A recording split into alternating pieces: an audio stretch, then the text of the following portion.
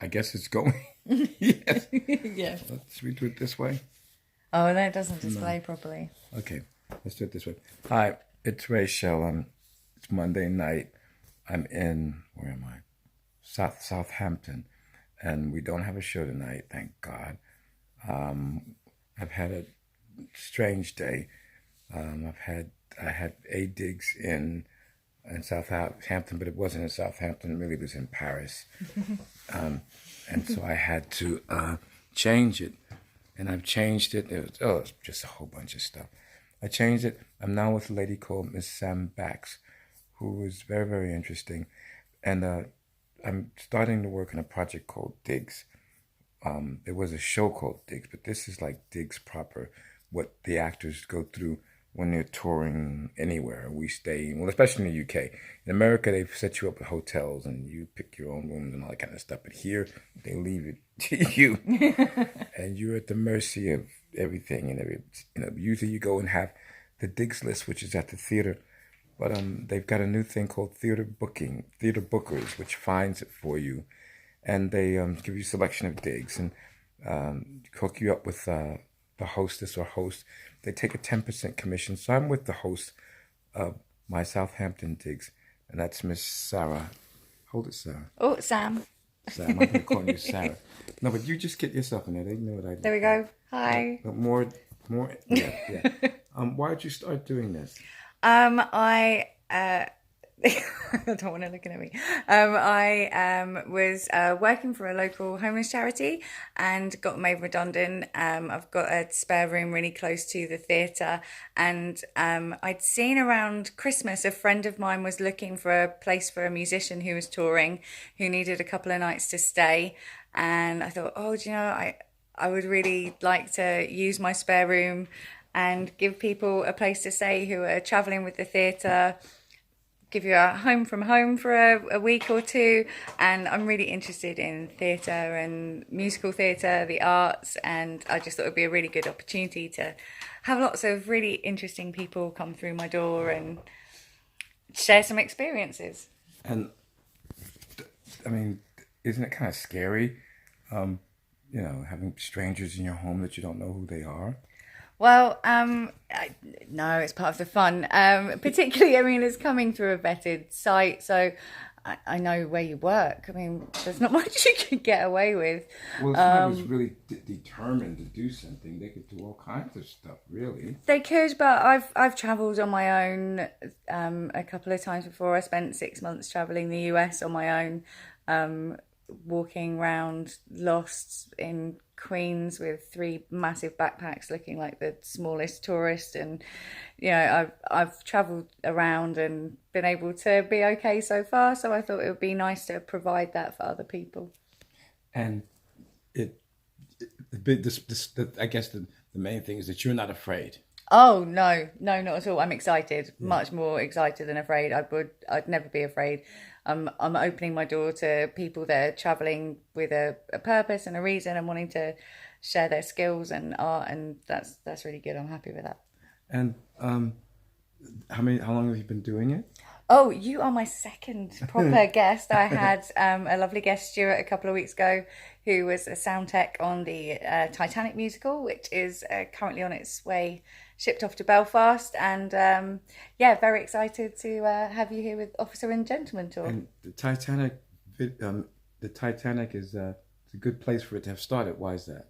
Yes, it was actually the anniversary of the Titanic sinking when they were here, so they did a special performance that set off at the show started at the same time as the Titanic started to sink, and the very end note that was played in the musical was timed to the end of when the Titanic actually sank below the waves. So for those people who don't know, who live underneath the rock, what is Southampton's connection with the Titanic? The Titanic was finished off building here. I mean, there's lots of legend over and lots of argument over who's claiming the Titanic: Belfast, Liverpool, Southampton.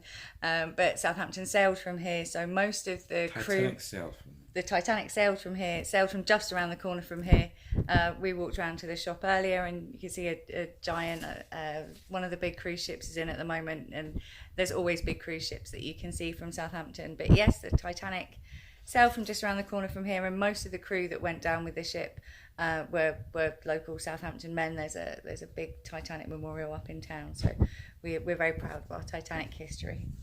Well, as you can see, my friends in the United States, this tour is getting me all over the world, basically, and to be in the city, Southampton, where the Titanic started.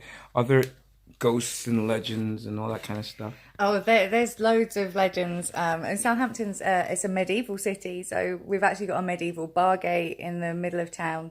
The Richard the Lionheart, one of the few ancient medieval kings of England that most people have heard of, actually spent his only Christmas as king in Southampton. So we've got lots of medieval walls, we've got loads of vaults, there's loads of ghost stories. Tell me a couple of ghost stories, Titanic influenced ghost stories about Southampton. Well, there's rumours the church that's just over the road from me is also a plague burial ground, but there's a big Titanic memorial there, and there are rumours that because that was the church that most of the men went to, that they found their way back to the church. So that graveyard and that church in particular has got a lot of Titanic memories and legend that goes along with it. But all around here there's a hotel where they set off from. All the posh rich customers that were sailing on the Titanic were also around here, so there's lots of local legend. And in fact, the Pilgrim Fathers sailed to America from Southampton. We have a gate in our medieval walls that's called Pilgrim Gate, and that's where all the ships that took the Plymouth Brethren sailed from here. So Southampton's a good place to visit. Well, it's a good place to visit, but it has, like, you got to say, some sort of almost not dubious history, but because the Pilgrims didn't treat the Native Americans too cool, and the Pilgrims sort of, I mean, the Native Americans kept them alive that first winter, and then we kicked them out from here. They went over there and sort of like kept on their how can I put it, dubious actions in dealing with our Native Americans, but I won't hold that. We weren't keen on them either. That's why we got rid of them. Like, we put them on a ship and went, "Good luck." Well, let me ask you this then: we weren't. Was the finger of blame sort of pointed at Southampton because of what happened to Titanic? Was there a lot of blame that came back and as the city had? Well, there's a lot of legend and mystery over why the Titanic went down in the first place. I mean, it was supposed to be the unsinkable ship. There's a rumour that the reason the Titanic went down is because the binoculars were locked in a safe, but no one had a key for the safe.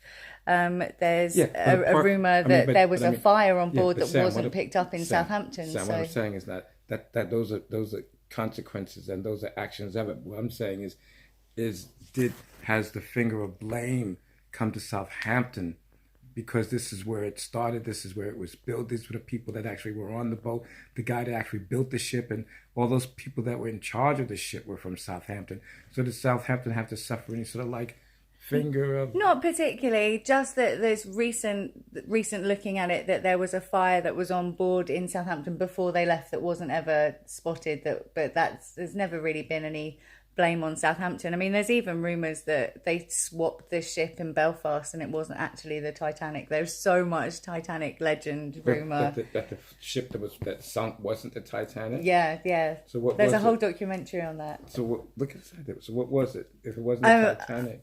It was a sister ship that belonged to the same company. I don't subscribe to this conspiracy theory, just get that out there. But there's prominent Titanic legend. So what happened to the people that were the original passengers of the Titanic? What happened to them? I don't know. Well, if they weren't on the ship and they went down, but there's actual records of people that did go down. Oh no, they swapped the ship, so it wasn't actually the Titanic. But they put a Titanic shell on it. Okay, but it was the same passengers. Yeah, same passengers. Okay.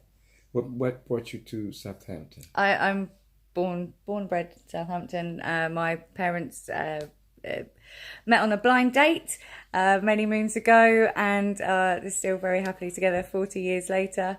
And they brought us up in the lovely city of Southampton. So it's not by choice, but initially, but I do love it here. Tell me about the Mayflower. Oh, the Mayflower is an amazing theatre. It's about 2,500 capacity, so it's not small. Yeah, I think it's not small. It's big. It's a lovely theatre. I go and see a lot of shows there, so it's great to sit in the audience. We're quite lucky in Southampton. There's a lot of theatres here. We've got sort of 3 really good theatres and smaller arts venues and live music venues. But the Mayflower is our shining gem. It's a beautiful theatre. It's an old Victorian theatre. It's got a really big domed roof. The acoustics are beautiful, and it's really lovely. You will love it if you ever get the chance to visit. Well, thank you. We've been talking for about almost 11 minutes, and that's good. And I'm going to be talking to most places that I stay have digs, and you can get all this on my Rachel Performance channel on YouTube. Good night. I'm going to sleep. I got a show tomorrow. Bye. Good night.